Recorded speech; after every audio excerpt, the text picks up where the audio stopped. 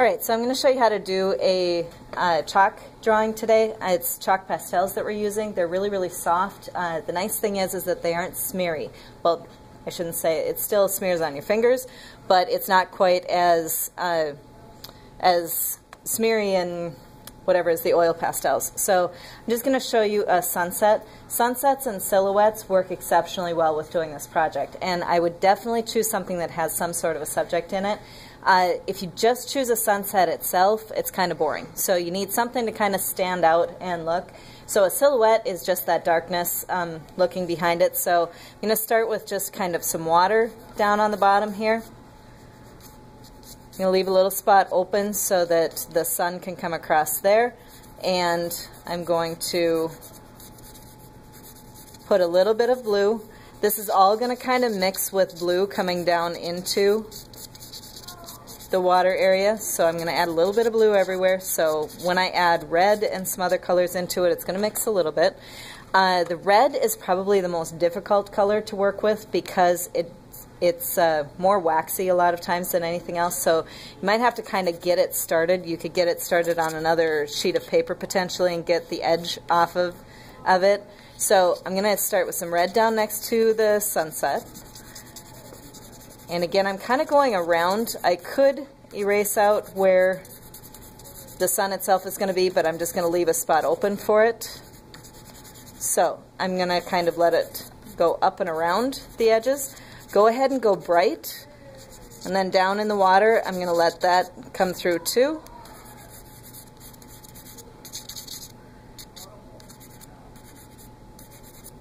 Right? And then I go to the next color. The next color would be purple. It goes down the, see, I'm going to go dark purple and then bright purple. You just kind of go down the spectrum, and if you don't remember which order the colors go in, it's Roy G. Biv, which is red, orange, yellow, green, indigo, blue, and violet. Blue, indigo, violet, sorry. We'll let them kind of overlap a little bit. Go to a brighter.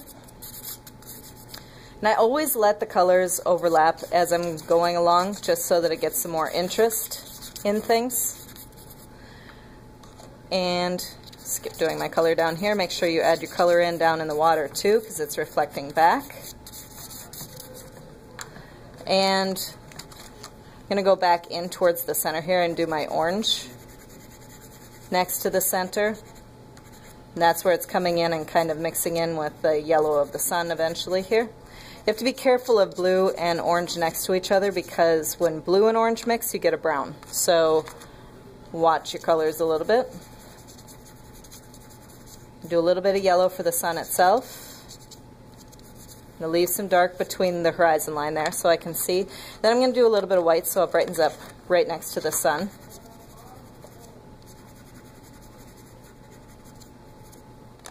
And from my purple then, I'm going to go out to blue eventually again for the sky.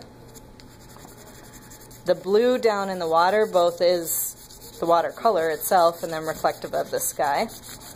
So I'm going to put a lot of color up here, overlap it a little bit, coming down. Put a bit more blue down towards the edge here, the water that's closer to us. Okay, now you could leave it with more of that kind of texture to it, or you can blend it together. Can somebody grab me a paper towel quick? So the blending together, a paper towel works really good. You could also use your fingers, but you can see your fingers get messy pretty fast. Thank you.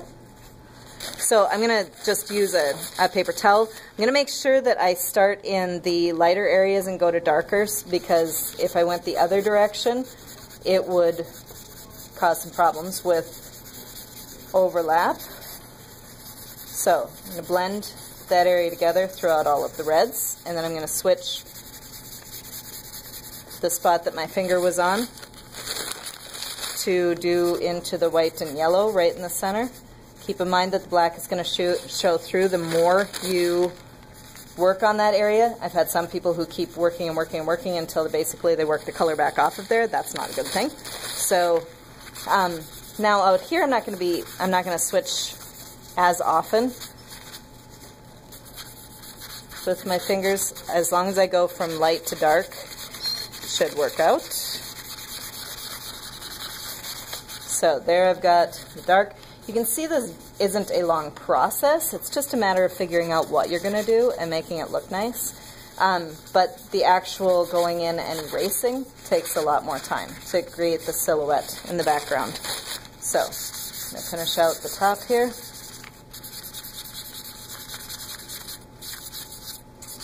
Now the nice thing with chalk pastel, we have a little thicker paper that we're working with. So the chalk pastel is very forgiving. If you make a mistake in an area and you want to try to erase or do something to it, you really can erase off of there. Whereas the oil pastels, when we were working with those, very unforgiving. You already figured that out, that they don't work well, that you can't fix a spot easily. So I'm just going to go across the horizon line just a little bit to make sure it's not too specific there. One more time in the sun. And I'm going to brighten the sun just a little bit. Again at the end. Let that kind of sparkle come down off of there. Brighten right around here. Go in and put a little bit more. Now, the thing I usually put on mine, which I don't want to have 30 of these, I always put the palm tree on mine. Be a little creative and choose some different possibilities. So here's the picture upright first. Then I'm going to go in and I'm going to put the put in the ground and put in a palm tree coming out from there. So on the ground, all I'm going to do is erase across, and I do have the white erasers that work pretty well for this. You just kind of have to hold on. Now the chalk pastel that's in the eraser marks also kind of spreads, so you just need to make sure when you do get it off of here that you kind of get it off on the edge. Same thing with the other things that we were working with. Please don't pick this up and let them fly everywhere on the floor. However, this doesn't grind into the floor as badly, so not as big of a deal, but as the oil pastels were. But okay, there's my ground, working with things. And then the tree, I'm going to put the trunk in, let it come over. Do both sides of the trunk here, erase the trunk out, and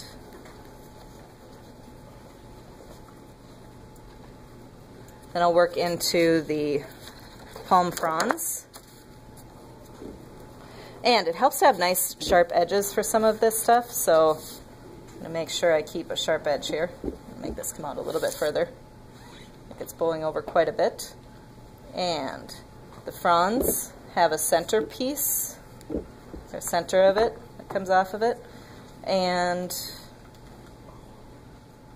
then comes out from there. Now I don't really like this one, so the cool thing, like I said, you can like go in and fix mistakes. I'm just going to go again from light to dark, and I'm going to go right across there, that area that I didn't like, and that just erased it back out. Now I'm going to put it back in hopefully better than I did the last time. There. Okay, and then for the fronds themselves, just work from the bottom and work my way up. Now, I'm only working from memory because I have done this one so many times, like I had mentioned. I want you looking at something. You can look up pictures of silhouettes and sunsets.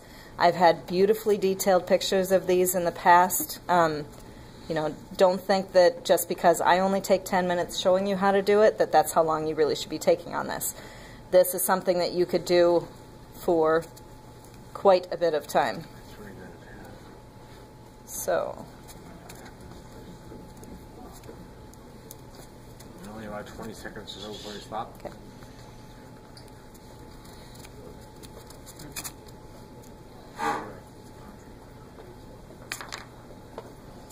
Alright, so getting the idea.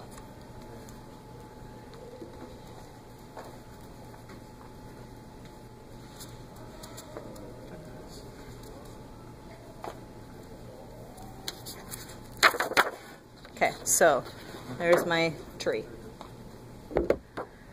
So I can go in and I could put in, a lot of times I'll put a little sailboat or something too. You can be creative with whatever you want to do with these. If I put in a little sailboat, then get a good edge. There's a good edge. Just going to draw on gently.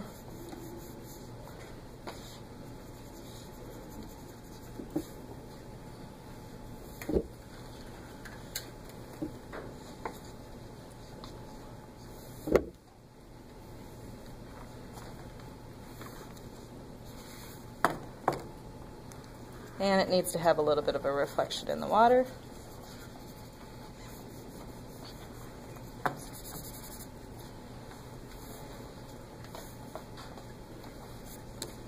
So that creates my sailboat. So, yeah. All right, any questions?